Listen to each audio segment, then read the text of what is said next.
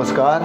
तो अश्वमेध यज्ञ पूरे विधि विधान से संपन्न हो जाता है और तभी प्रभु श्री राम जी गुरु वशिष्ठ जी से कहते हैं कि हे गुरुदेव, अब आप एक कोई ऐसा मुहूर्त निकालें जिससे कि मैं अवध की राजगद्दी ज्येष्ठ पुत्रों यानी लव और कुश को सौंपकर आनंद पूर्वक वानप्रस्थ में अपना जीवन व्यतीत कर सकूं। तो गुरु वशिष्ठ जी कहते हैं कि हाँ राम, आपके विचार तो अच्छे हैं, लेकिन पहले श्री सीता जी को आ जाने दीजिए, जो कि लक्ष्मण जी के साथ आश्रम से आ रही है।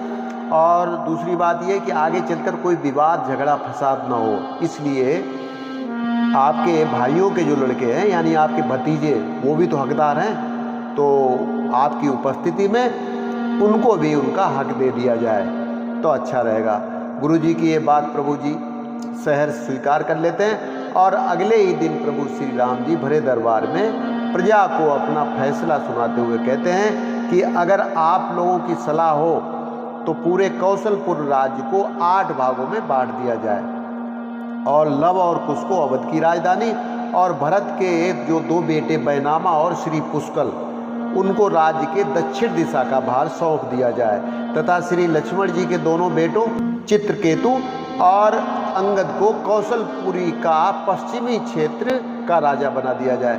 और शत्रुघ्न के बेटों ने तो पहले ही मथुरा की राजधानी संभाल रखी है। तो बात खत्म। प्रभु श्री राम जी के इस बंटवारे से पूरे राज दरबार में सहमति की तालियों से जोरदार गड़गड़ाहट होने लगती है और राज दरबार की तैयारियां, राज्याभिषेक की तैयारियां शुरू हो जाती हैं। सानंद यज्ञ संपूर्ण हुआ, अब एक सुकार्य किया जाए, शासन का भार ज्येष्ठ सुत को शुभ दिवस विचार दिया जाए।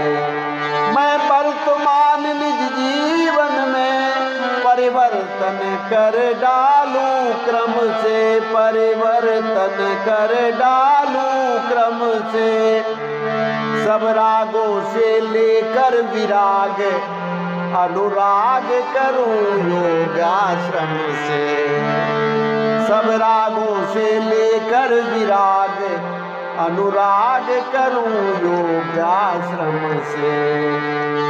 गुरु वशिष्ठ कहने लगे, है विचार ये ठीक, योगाश्रम का गमन है पुरुषाओं की लीक। श्री गणेश कर शीघ्र ही कर डालो शुभ काज, सीता भी लक्ष्मण सहित आती होंगी आज।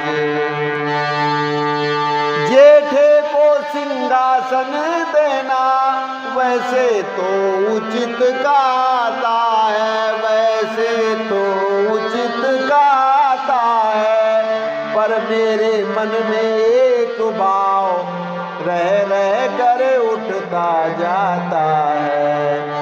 घर के जिन झगड़ों के कारण दशरथ का सुरपुर गवन हुआ, दंडक वन में छाया बसंत, सिरहीन अवध का भवन हुआ। दंडक वन में छाया बसंत, सिरहीन अवध का भवन हुआ। उन झगड़ों का इस बार राम पूरा विचार रखा जाए,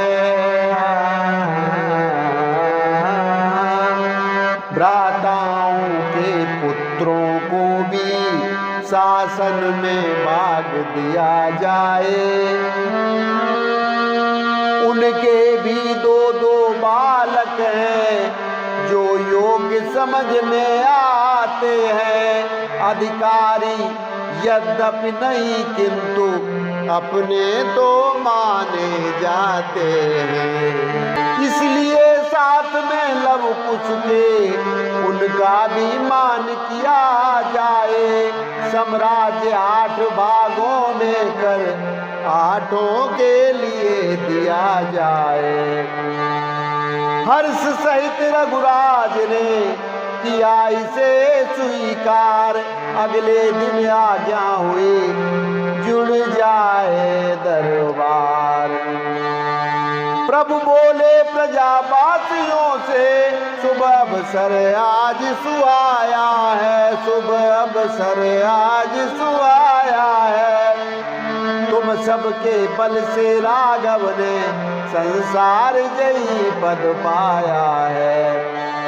अब ये इच्छा है पूर्व अवध, उसको दे दूं यदि सम्मति हो। लव को यदि आप उचित समझे, तो वह उत्तर दिश का पति हो। गुरु विदित भरत के युगल तनय, बैनामा को श्री पुष्कल का। यदि सम्मति हो तो नृपति करूं, दोनों को दक्षिण कौशल का।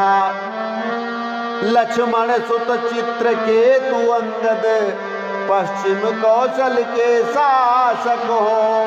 शत्रुघ्न तनय मथुराई के, राजा रह कर संरक्षक हो। शत्रुघ्न तनय मथुराई के, राजा रह कर संरक्षक हो। हुई प्रजा में एक ध्वनि, है सबको स्वीकार। परिणित करिए कार्य में प्रभु ये उचित विचार।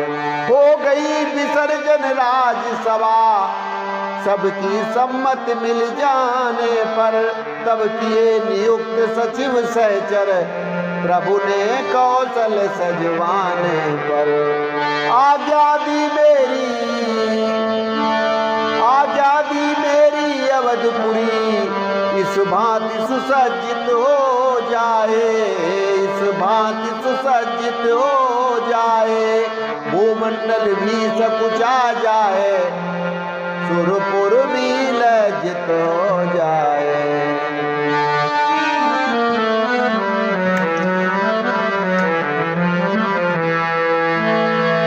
अवध है मुझको प्राण समान, अवध है मुझको प्राण समान, अवध है मुझको प्राण समान, अवध है मुझको प्राण समान। जननी जन्मभूमि है मेरी कौशलपुरी मान। अन्न सी धरती का खाकर, अन्न सी धरती का खाकर बने राम बलवान। अवध है मुझको प्राण समान, अवध है मुझको प्राण समान। पी पी कर सरयू का ही जल पाया है सम्मान, पी पी कर सरयू का ही जल पाया है सम्मान। इसी धूल में लोट पोट कर, इसी धूल में लोट पोट कर सीखा तीर कमान। अवध है मुझको प्राण समान, अवध है मुझको प्राण समान।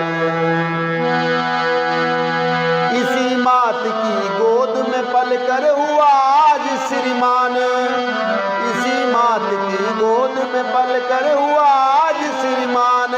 मोहन इस रज पर न्योछावर, मोहन इस रज पर न्योछावर, अमरपुरी छवि खान। अवध है मुझको प्राण समान, अवध है मुझको प्राण समान। इसका नेह नहीं छूटेगा मुझे इसी की आने, इसका नेह नहीं छूटेगा मुझे इसी की आने।